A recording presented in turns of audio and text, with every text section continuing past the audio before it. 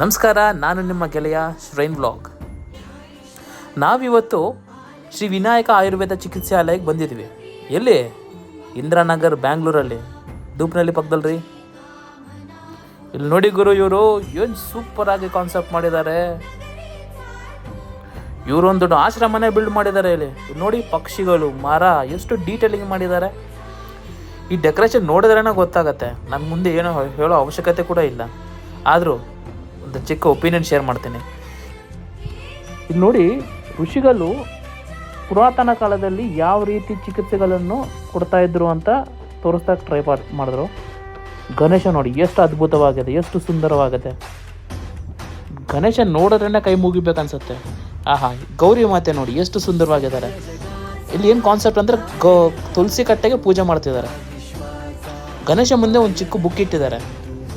ನನಗನ್ಸಿರೋ ಪ್ರಕಾರ ಗಣೇಶ ಪ್ರಿಸ್ಕ್ರಿಪ್ಷನ್ ಬರೀತವ್ರೆ.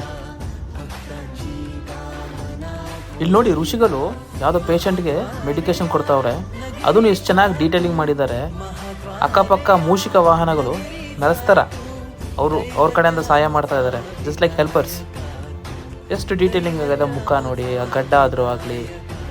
ಇಲ್ಲಿ ಚಿಕ್ಕ ಒಂದು ಹಟ್ ಮಾಡಿದ್ದಾರೆ. ನೀವು ಅಬ್ಸರ್ವ್ ಮಾಡಿದ್ರೆ ಆ ಋಷಿಗಳ ಪಕ್ಕದಲ್ಲಿ ಎಷ್ಟು ಐಟಮ್ ಇಕ್ಕಿದ್ದಾರೆ.